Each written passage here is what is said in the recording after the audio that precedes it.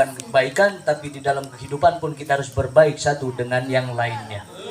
Karena percuma kalau kita dalam pengajian baik, tapi dalam kehidupan kita tidak berbuat baik kepada sesamanya juga percuma.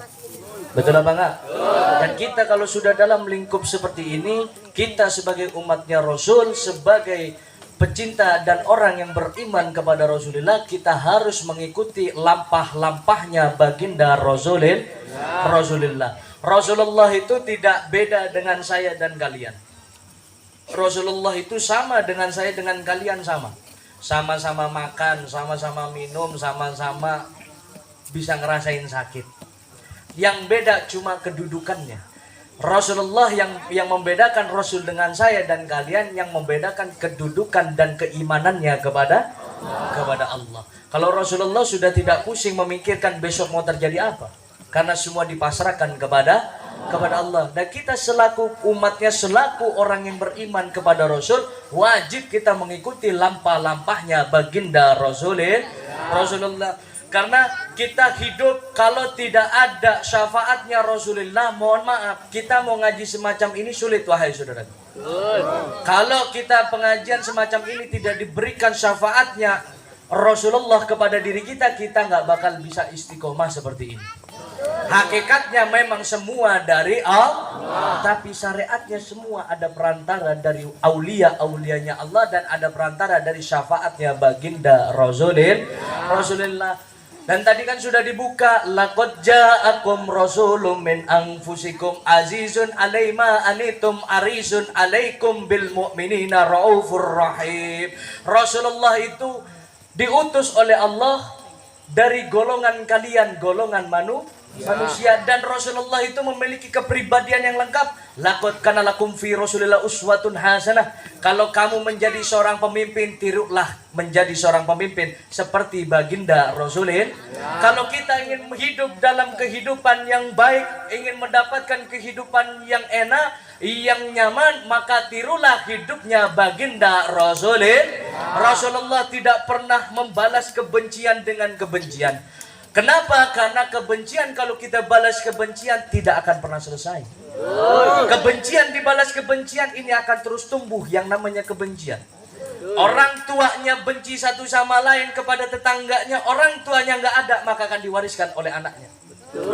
Tapi kalau kita hidup selalu berbuat baik bagaikan Rasulullah, maka pewaris kita pun akan mewarisi kebaikan. Maka silakan Anda mau pilih yang mana. Saya tidak memaksakan, saya hanya mengingatkan, kalau kamu hidup itu seperti seorang petani, apa yang kamu tanam itulah apa yang kamu tuai.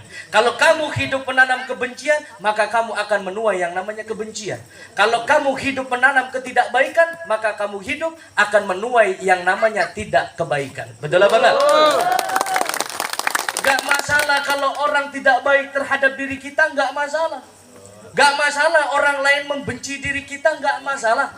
Gak masalah orang lain gak suka sama pribadi kita, gak masalah. Yang penting kita tidak sama melakukan hal yang sama kepada orang lain. Betul apa enggak? Yang penting tugas kita mah sudah, kita berbuat baik ya sudah. Kalau dia nggak mau nerima kebaikan, biar Allah punya urusan. Karena Abah Yai pernah bilang, mulianya seseorang itu dari capeknya. Capek dia ibadah, capek dia bekerja, capek dia istiqomah, maka orang ini akan menjadi mulia. Dan tinggi rendah derajatnya seseorang dari mulut orang yang menghina, dari mulut orang yang mencibir. Kalau saya, hadirin mohon maaf, kalau saya ada orang yang menghina saya, ada orang yang mencibir saya, ada orang yang membenci saya tidak ada rasa marah sedikit pun. Kenapa? Karena justru saya bersyukur dengan hinaan yang mereka lontarkan. Bersyukur saya kepada mereka yang mencibir saya. Kenapa? Karena dari mulut mereka lah Allah telah mendatangkan derajat yang tinggi untuk diri saya. Betul? Betul apa enggak? Betul. Kalau omongan dimasukkan ke dalam hati, hadirin mohon maaf, kamu hidup gak bakal tenang. Betul. Jangankan elu, Madih, ini dengerin.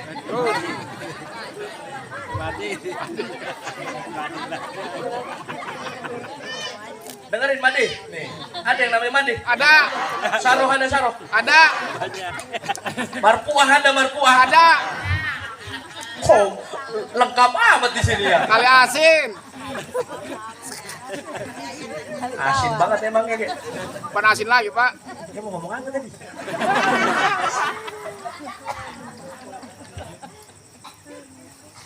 Wah lupa saya deh. Gara-gara mandi nih. Jadi lupa. Kita hidup nih, dengerin ya. Kalau kita hidup selalu memasukkan omongan-omongan orang yang tidak suka di dalam hati kita, kita hidup nih nggak bakal tenang. Betul. Kenapa? Karena tidak semua orang itu akan suka sama diri kita. Dan tidak semua orang yang dekat dengan kita itu dia selalu suka dengan apa yang kita lakukan, belum tentu. Dan nggak semua orang yang paling dekat dengan diri kita kadang bisa nolong kita ketika kita lagi susah. Betul apa enggak? Kebanyakan nolongnya kalau kita lagi ada kesenangan, baru dia datang. Kalau susah, boro-boro mau nengok. Gak masalah, yang penting kamu tidak seperti itu. Biarkan orang-orang terdekatmu seperti itu, yang penting kamu jangan pernah seperti itu. Apa Yai pernah bilang, kalau ada orang melemparmu batu, balaslah dengan roti. Kalau ada orang yang melemparmu roti, maka berhati-hatilah. Jangan pernah kau kecewakan orang yang telah melemparmu roti. Apa maknanya ketika ada orang yang berbuat jahat kepadamu, ada orang yang berbuat tidak baik kepadamu, jangan balas ketidakbaikan, tapi balaslah dengan kebaikan. Ketika ada orang yang berbuat baik kepadamu, maka hati-hati, jangan sampai kau kecewakan hati orang yang berbuat baik kepada kamu. Dan gak perlu berhenti berbuat baik ketika perbuatan baikmu tidak dianggapnya ada. Teruslah kamu berbuat baik, karena pada akhirnya kebaikan itu juga akan datang kepada diri kamu. Betul? Betul apa enggak? Betul. Iya benar ini hadirin. Kamu jangan berharap kamu hidup itu akan disenangi semua orang, jangan. Rasulullah itu hadirin biar kekasihnya Allah, biar sudah digandeng sama Allah, sampai sekarang masih banyak yang nggak seneng. Ini Rasul lalu bisulan. Rasul bukan, wali bukan. Pengen semua orang seneng sama lu, jangan ngarep. Kalau semua orang seneng sama diri kita, hadirin hidup kagak enak. Kagak ada yang nyibirin kita, nggak ada yang ngehujat kita. Kalau orang menghujat kita tuh sebenarnya buat kita nih introspeksi diri, bukan untuk menjatuhkan kita, tidak. Allah itu tidak akan menguji kepada hambanya di luar batas kemampuan hambanya.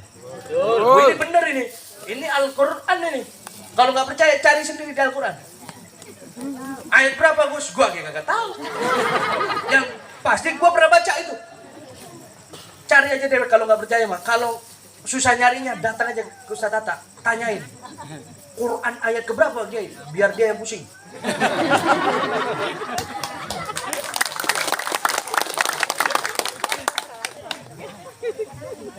Tapi jangan hadirin, kasihan takut rambutnya rontok.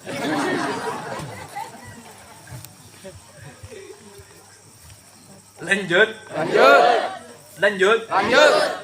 Ini udah malam hadirin, ini udah jam 11:30. Sore. Lu mah enak lanjut yang bikin gua.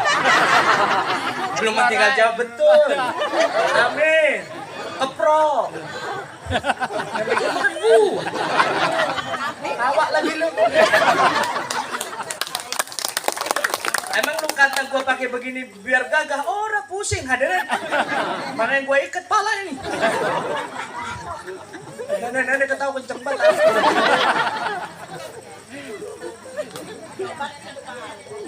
Ngaji mah jangan serius-serius. Kalau serius-serius kesambet. Udah yang pojokan gelapat lagi no.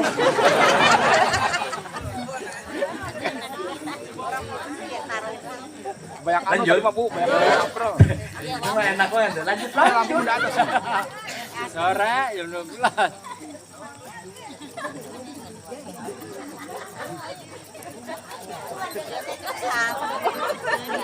Udah jangan tawa baik, tak ngompol lagi lu. Tawa baik lu. Sabar. Ini napas dulu, hadirin napas. Lah gua aja orang sanggup. Lu mah sanggup aja mau semalaman ya. Lah gua aja orang sanggup. Lu mah duduknya sambil nyender begini enak banget gua lihatnya gitu. Kaki selonjoran ya.